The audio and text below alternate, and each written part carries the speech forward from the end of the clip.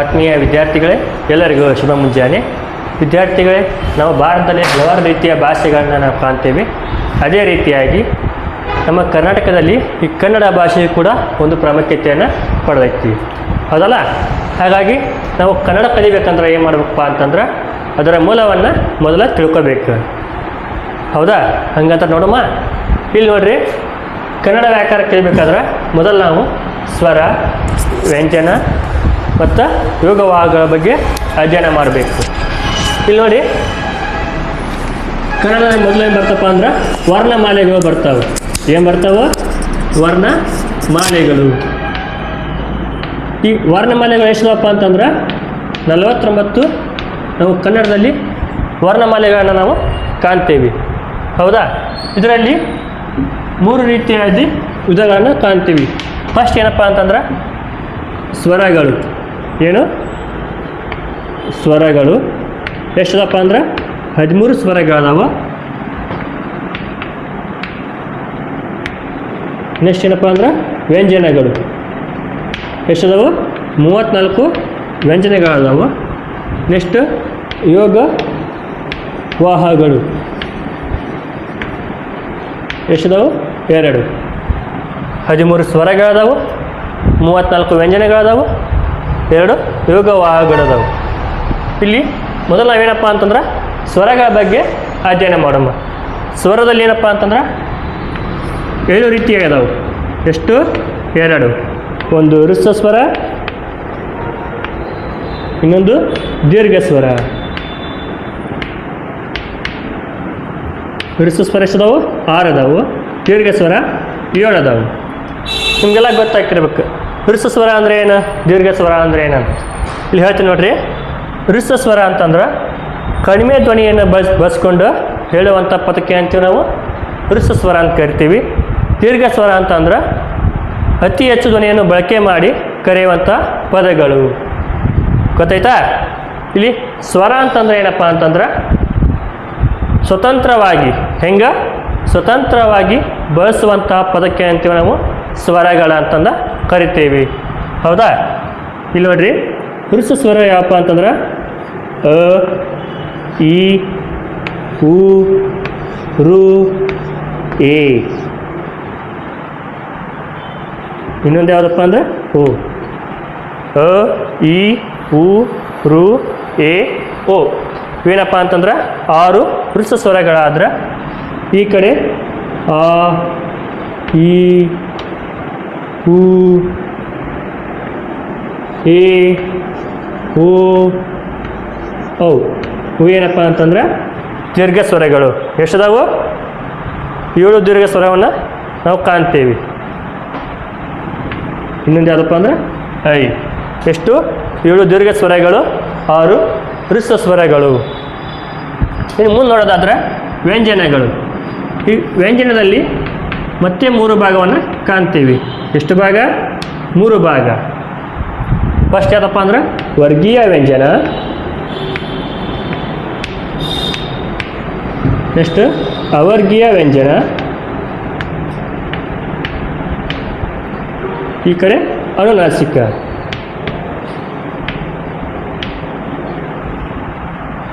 ಇಲ್ಲಿ ನೋಡ್ರಿ, ವರ್ಗೀಯ. ಈ ವರ್ಗೀಯ ವ್ಯಂಜನ ಎಷ್ಟಪ್ಪ ಅಂದ್ರೆ 25 ವರ್ಗೀಯ ವ್ಯಂಜನ ಅದಾವು, 9 ಅವರ್ಗೀಯ ವ್ಯಂಜನ ಅದಾವು, 5 ಅನುನಾಸಿಕಗಳದಾವು.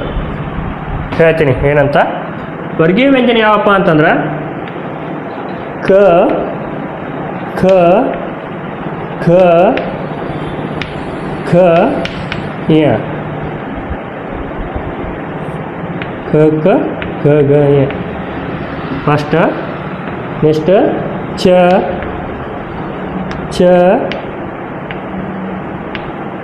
ಚ, ಚ, ಯ. ನೆಕ್ಸ್ಟ್ ಠ, ಠ, ಡ, ಡ, ನ. ನೆಕ್ಸ್ಟ್ ಥ, ಥ, ಧ, ಧ, ನ. ನೆಕ್ಸ್ಟ್ ಫ, ಫ, ಫ, ಬ ಫ ಮ. ನೋಡ್ರಿ ವಿದ್ಯಾರ್ಥಿಗಳು ಎಣಿಸ್ರಿ ಎಷ್ಟು ಅದಾವ ಇವು? 25 ಅದಾವ. 5 10 15 20 25 ಎಷ್ಟದಾವು? 25 ವರ್ಗೀಯ ವ್ಯಂಜನ, ಇನ್ನು 9 ಅವರ್ಗೀಯ ವ್ಯಂಜನ. ಈ 9 ಯಾವಪ್ಪ ಅಂತಂದ್ರೆ ಯ ರ ಲ ವ ಶ ಶ ಸ ಹ ಳ. ನೋಡ್ರಿ 9 ಅದಾವ. 2 4 6 8 9 9 ಅದಾವಲ್ಲ. 9 ಅವರ್ಗೀಯ ವ್ಯಂಜನ. ಇನ್ನು ಅನುನಾಸಿಕ. ಅನುನಾಸಿಕ ಅಂದ್ರೆ ಯಾವಪ್ಪ ಅಂದ್ರೆ ಇಲ್ಲಿ ಅದಾವಲ್ಲ ಇವು ಯಾವಪ್ಪ ಅಂದ್ರೆ ಯ ಯ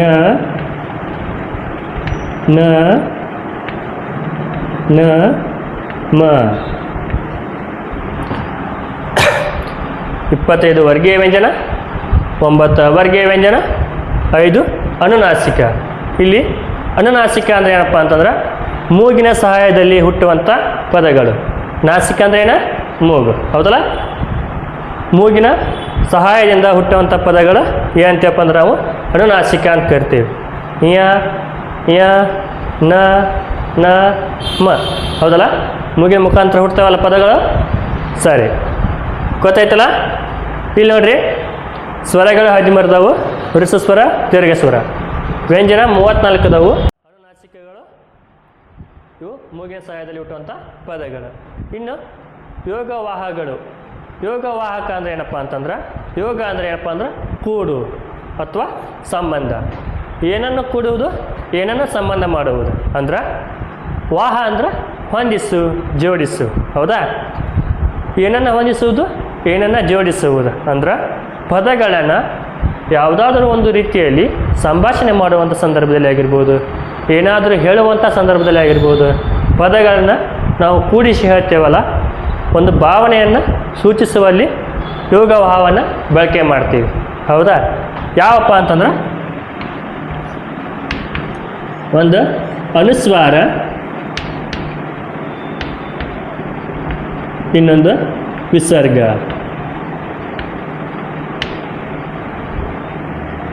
ಅನುಸ್ವಾರ, ವಿಸರ್ಗ. ಅನುಸ್ವಾರ ಚಿಹ್ನೆ ಏನಪ್ಪ ಅಂತಂದ್ರೆ ವೃತ್ತಾಕಾರ. ವಿಸರ್ಗ ಯಾವಪ್ಪ ಅಂದ್ರೆ 2 ಸಣ್ಣ ಸಣ್ಣ ವೃತ್ತಾಕಾರ. ಗೊತ್ತಾಗತ್ತಲ್ಲ? ಅನುಸ್ವಾರ ಚಿಹ್ನೆ ಇದು, ವಿಸರ್ಗ ಇದು, ಹೌದಾ? ಇಲ್ಲಿ ಮುಂದೆ ನೋಡಿ, ಇಲ್ಲಿ ಉದಾಹರಣೆ ಹೇಳೋದಾದ್ರೆ ಅಂಗಿ, ತಂಗಿ, ಗೊತ್ತಾಗುತ್ತೆ ಉದಾಹರಣೆ. ಈ ಕಡೆ ವಿಸರ್ಗ ಏನಪ್ಪ ಅಂದ್ರೆ ಭಾವನೆಯನ್ನು ಹೊರಗೆ ಹಾಕ್ತೀವಿ. ಯಾವ ರೀತಿ ಹಾಕ್ತೀವಿ? ದುಃಖ ಆಗಿರ್ಬೋದು, ಏನಾದರೂ ಜಗಳ ಆದಾಗ ಅದಕ್ಕೆ ಅಂತೀವಿ ನಾವು ಅಂತಃಕಲ ಅಂತ ಅಂತೀವಿ. ಬರೀತಿ ನೋಡ್ರಿ ಇಲ್ಲಿ ದುಃಖ, ಅಂತಃಕಲ ಬಂದವಲ್ಲ ಚಿಹ್ನೆಗಳು. ಸರಿ ವಿದ್ಯಾರ್ಥಿಗಳೇ, ಇವತ್ತು ನಾವು ಸ್ವರ, ವ್ಯಂಜನ, ಯೋಗವಾಹ ಬಗ್ಗೆ ನೋಡಿದ್ದೀವಿ. ಎಲ್ಲದರ ಬಗ್ಗೆ ಲಾಸ್ಟಿಗೆ ಒಂದು ಇದು ಹಾಕ್ತೀನಿ, ಫೋಟೋ ಹಾಕ್ತೀನಿ, ನೋಡಿ ರೆಫರ್ ಮಾಡಿರಿ, ಸರಿನಾ?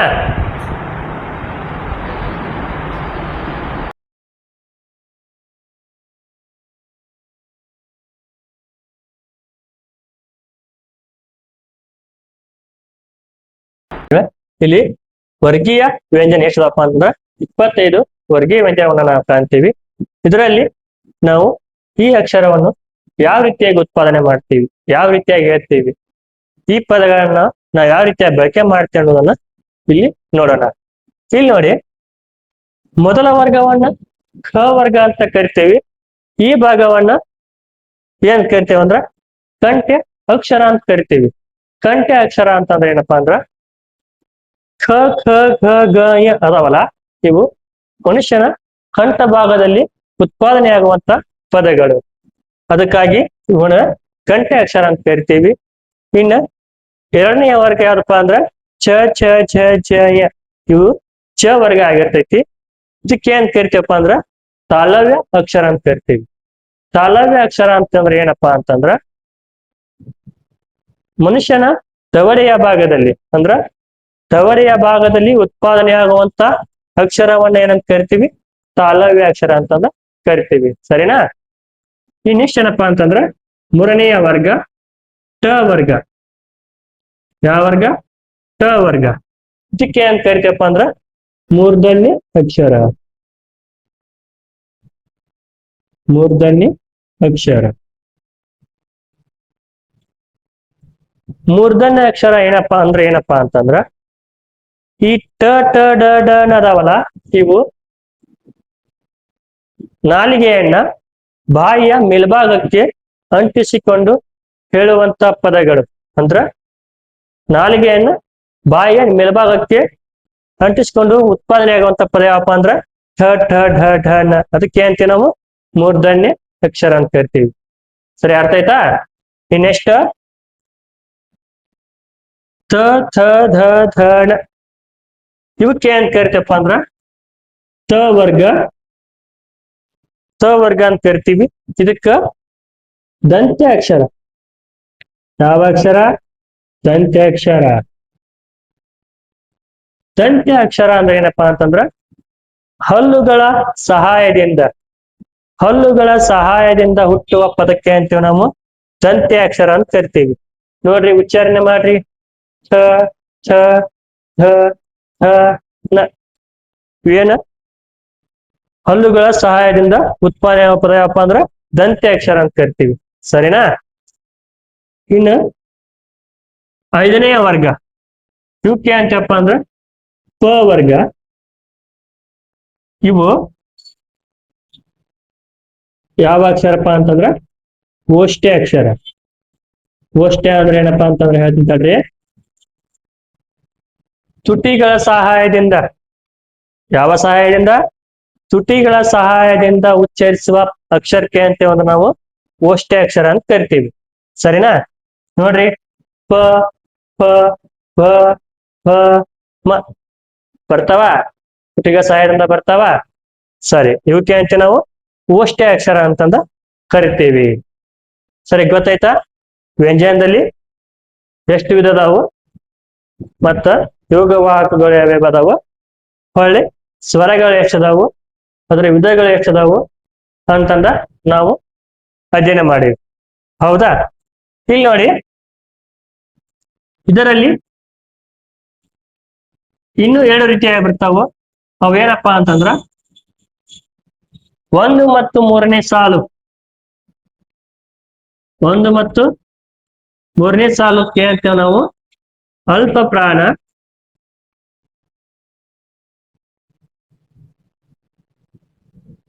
ಎರಡು ಮತ್ತು 4ನೇ ಸಾಲ ಏನ್ ಕರಿತೇವಿ ಮಹಾಪ್ರಾಣ.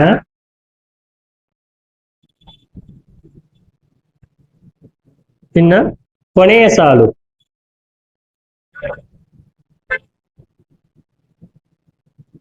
ಇವಕ್ಕೆ ಏನ್ ಕರಿತಪ್ಪ ಅಂತಂದ್ರೆ ನಾವು ಅನುನಾಸಿಕ ಅಂತ ಕರಿತೇವೆ. ಹೌದಾ? ಇಲ್ಲಿ ನೋಡ್ರಿ, 1 ಮತ್ತು 3ನೇ ಸಾಲು ಯಾವ? ಇದು 1ನೇ ಸಾಲು, ಇದು 3ನೇ ಸಾಲು. ಇವು ಏನಪ್ಪಾ ಅಂದ್ರ ಅಲ್ಪ ಪ್ರಾಣ. ಅಲ್ಪ ಪ್ರಾಣ ಹೆಂಗಪ್ಪ ಅಂತಂದ್ರ ಕಡಿಮೆ ಉಸಿರನ್ನ ಎಳೆದುಕೊಂಡು ಹೇಳುವಂತ ಅಕ್ಷರಕ್ಕೆ ಅಂತ ನಾವು ಅಲ್ಪ ಪ್ರಾಣ ಅಂತೀವಿ.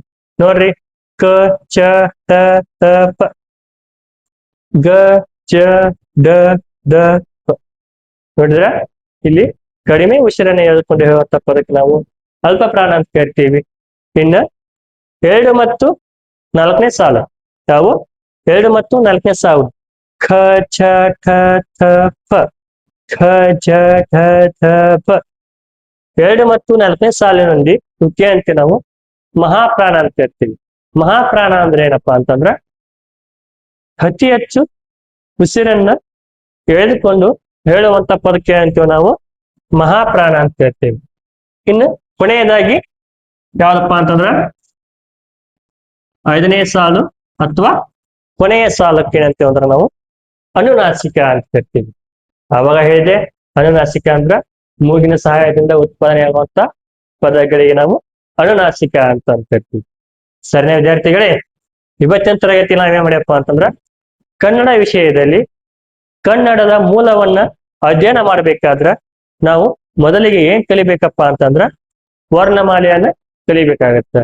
ಈ ವರ್ಣಮಾಲೆಗಳಲ್ಲಿ 49 ಅಕ್ಷರ ಇದ್ದು ಸ್ವರ, ವ್ಯಂಜನ, ಯೋಗವಾಹಗಳನ್ನು ಕಾಣ್ತೀವಿ.